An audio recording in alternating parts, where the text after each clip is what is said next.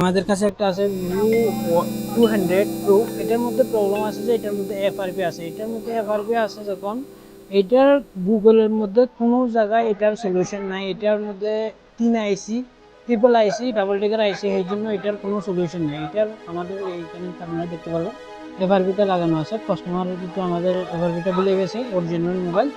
তাই আমি আপনাদেরকে আজকে দেখাবো এইরকম মোবাইলটা শিফট অফ, মানে আপনি আইসিটা উঠাই আর কিভাবে লকটা ভালোভাবে খুলতে পারবেন আজকে আপনাদেরকে দেখাবো। তো আমরা ভালোভাবে মোবাইলটা খুলে ফেলবো। মোবাইলটা এখানে স্ক্রুগুলো খুলে ফেলবো।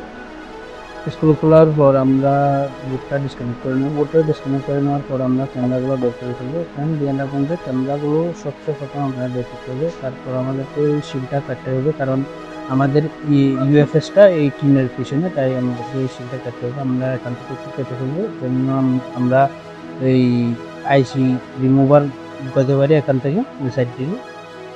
এই ভালোভাবে পিসিবি হোল্ডারে ফিট করে নেব। ফিট করে নেওয়ার পর আমরা একটু সাইডে সাইডে পেজ দিয়ে দেবো। পেজ দেওয়ার পর আমরা 350 রাইখা আর এয়ার টুতে রাইখা আমরা চারিদিক দিয়ে এইভাবে হিট করবেন। চারিদিক দিকে যখন হিট করবেন, যখন আপনার মনে হবে এটা একটু গরম হয়ে গেছে, হিট হয়ে গেছে, তখন আপনি এই যে আইসি রিমুভারটা ইনসেট করবেন। ইনসেট করলে কোনো জোরে করবেন না, যদি জোরে করেন তাহলে আপনার আইসিটা নষ্ট হয়ে যেতে পারে। এই যে এইভাবে সেগুলি রিমুভ করে ফেলবেন। তারপর এই গ্লুগুলোরে সাফ করে ফেলবেন ভালোভাবে, কোনো জায়গায় যেন ডাইমেনশন আসে। গ্লুগুলো এইভাবে সাফ করে নেবেন। সাফ করে নেওয়ার পর আয়রন দিয়ে সাফ করে নেবেন। এইভাবে আপনার ভালো লাগে ওইভাবে সাফ করে নেবেন।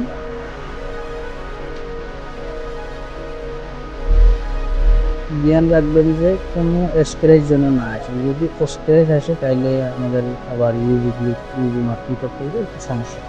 এভাবে গুলিগুলো আমরা সাইডের থেকে গুলিগুলো ফ্রেশ করে নিতেছি।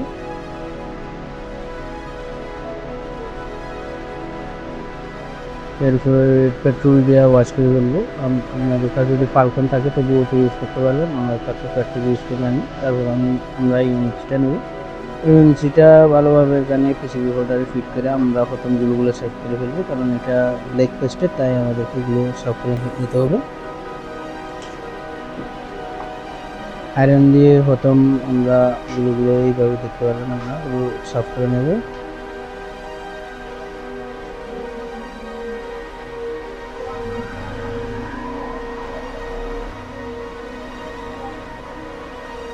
তারপর একটু ডিসোল্ডারিং করে ফেলবো।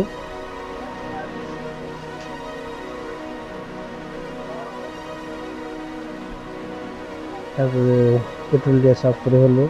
তারপরে আমরা এই যে স্টেনসিলটা সাফ করে রিভলভ করে নিই।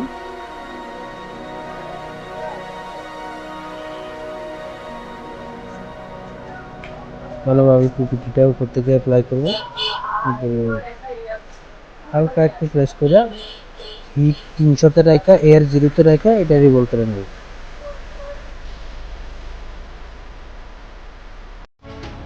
একটু ফ্লাক্স দিয়ে হিট করব, আবার হিট করব।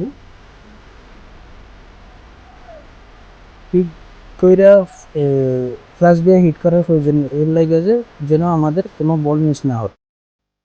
আমরা এখন ইউএফএসটা বক্সে ইনসার্ট করবো। বক্সের ভালোভাবে পজিশন দেখে ফ্রেন্ডস ইনসার্ট করলে না হলে আপনাদের মধ্যে এরকম বন্ধ হয়ে যাবে, তাই আমরা রিপোজিশন করে দেবো।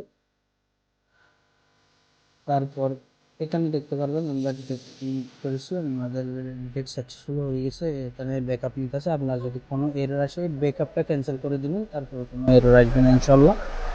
আমাদের ব্যাকআপ কমপ্লিট হয়ে গেছে। এখানে আপনারা দেখতে পারবেন এফআরপি অ্যাক্টিভ আছে। এফআরপিটা যখন অ্যাক্টিভ আসে আমরা এখানে পার্টিশনে যাইয়া এফআরপিটা ক্লিয়ার করে দেবো। এফআরপিটা আমাদের সাকসেস হয়ে গেছে। আমরা আবার ভেরিফাই করবো যে এফআরপিটা অ্যাক্টিভ আছে কিনা। আমরা আবার ভেরিফাই করছি, আপনারা দেখতে পারবেন এখানে এফআরপিটা নট অ্যাক্টিভ হয়ে গেছে, তাই তার মানে আমাদের কাজটি হয়ে গেছে। আমরা এখন এটা রিমুভ করে ফেলবো। আপনারা দেখতে পারবেন মোবাইলটা চালু হয়ে গেছে।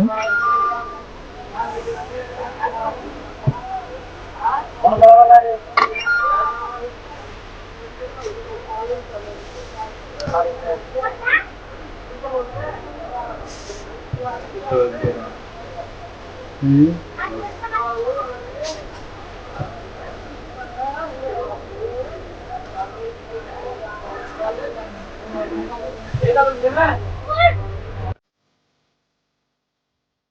এই যে আপনারা এখানে দেখতে পারবেন, এখানে স্কিপের অপশন এসে গেছে এখন আমাদের ওই মোবাইলটি। এই যে এখানে স্কিপের অপশন এসে গেছে।